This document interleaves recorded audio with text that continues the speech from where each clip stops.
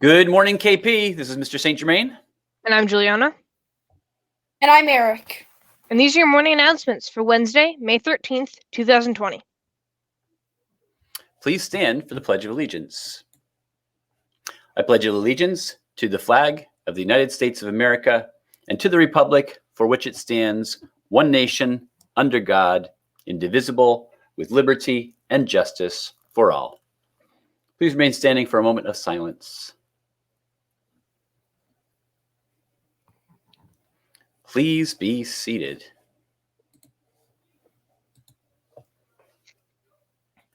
Happy birthday today to Benjamin J., Nora K., Stephanie L., Van O., as well as Aiden S.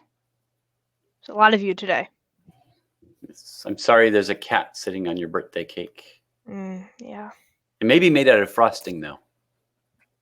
It's unfortunate. If you had been born, if any of you had been born just one day earlier, you would have gotten Jumping Peach.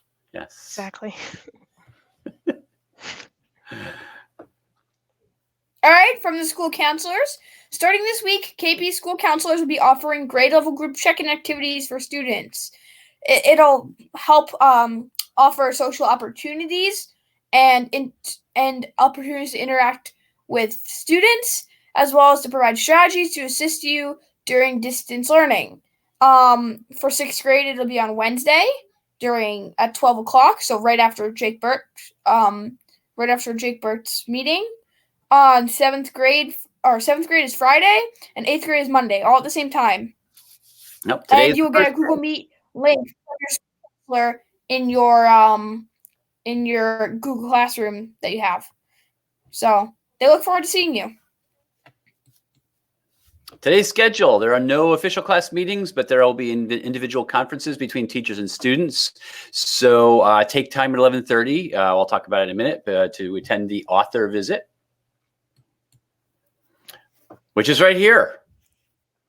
Jake Burt today at 11:30 to 12. He wrote Greetings to Witness Protection, The Right Hook of Devin Velma, and other books. And he's got a great, amazing book coming out. I heard a description of it today. If you saw during Live from the Library, we played his flip grid that he sent to us in preparation for this.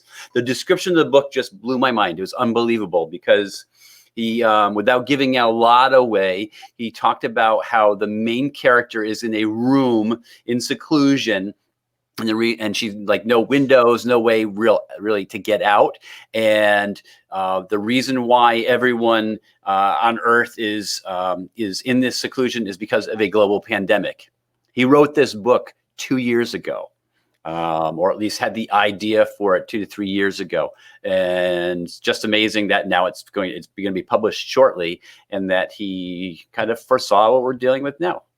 So please join us. I will be sending the link in this email, how to get to the actual meet. And also, it'd be great if you signed up before, but if you don't, it's okay. You can just come to the meet, and I hope to see you there. Why would you really want to live if you're just stuck with absolutely no senses? Or nothing to do. The chance to live again outside. Hope. It's called hope. Yes. Slightly more positive note. Today is International Hummus Day, National Apple Pie Day, National Fruit Cocktail Day, as well as National Receptionists Day. So, yeah, lots of good ones to celebrate there. Yeah. May is Jewish Heritage Month, Asian American and Pacific Islander Heritage Month, and Mental Health Awareness Month. Jonas Edward Salk, who we are celebrating today, was born on October 28th, 1914, in New York City, the eldest of 3 sons to the Russian Jewish immigrants. He earned his medical degree from New York University School of Medicine in 1939. And he became a scientist-physician at Mount Sinai Hospital. In 1948, he began a project that evolved into developing a vaccine against polio. He gathered a research team and devoted himself to this work for the next 7 years. Over 1.8 million school children took part in the trial. News of the vaccine's success came on April 12, 1955, and Salk was hailed as a miracle worker. Vaccinations began immediately. Salk spent his last years searching for a vaccine against AIDS. He died June 23rd, 1995 at the age of 80 in California. Wow, pretty amazing what he did. Polio, we don't hear a lot about that anymore, but it was just such a terrible disease, and it really, especially hit kids very badly. Didn't Franklin Delano Roosevelt have it? Yeah, and that's why he actually, he was confined to a wheelchair, or not necessarily confined to a wheelchair, but spent a lot of time in a wheelchair because of it. Yeah, on this day in history, May 13th, 1846, Common Era, the United States Congress approves a declaration of war on our southern neighbor Mexico, which will become the Mexican-American War, I believe. Mm-hmm. And in 1960, Common Era, a Swiss expedition led by Max Eisen reached the summit of Dhaulagiri in the Himalayas. A really big mountain. Which is really nice.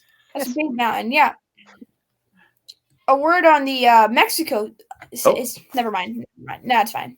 Okay. This image was sent in yesterday.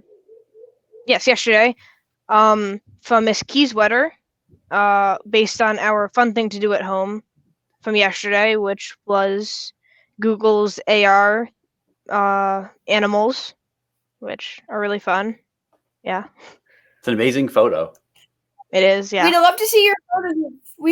We'd love to see your photos of doing any of the things we suggested. We'd happily post them on the morning announcements, and we'll give you a nice little note, and you'll get recognized. Absolutely. Yes. Plus, they're fun too. Exactly. That's the point. Speaking of which, our fun thing to do at home for today is to look up an animal live stream on YouTube, National Geographic, or another source. I remember, as a 6th grader in Mr. Kina's MA, watching every day as baby eagles hatched, grew, and eventually left the nest. It was very entertaining, except when the animals were sleeping, which, for some of them, was very often. Yes. Wow. I feel like it would be creepy if you were being watched while you were asleep by some other species. Like if aliens, you were in like a big container and you were sleeping, and aliens are like watching you, taking notes, be like, "Look, there's the human, and he's sleeping." That could be frightening. Yes. Yes. Fun fact of the day: the first written apple pie recipe goes back to 1381 in England. It was printed by Geoffrey Chaucer and included apples, figs, raisins, pears, and pastry shell, but absolutely no sugar. Well, no added sugar. Because the figs and the apples and the pears all had sugar. Organic sugar. But why would you put raisins in apple pie, people? I have seen it before. Again, we're sorry if we offended you. We just don't like raisins here. Yeah. All right, and the second fun fact of the day, the tarte tatin, or French version of apple pie, was created by accident by the hotel owner Stéphane Tatin when he was trying to make a traditional apple pie in the 1880s. Wow. Yeah. Here's our credits. And remember, KP, make it a great day. Or not. As always, the choice is yours. So why not make it a great one? Have a great day.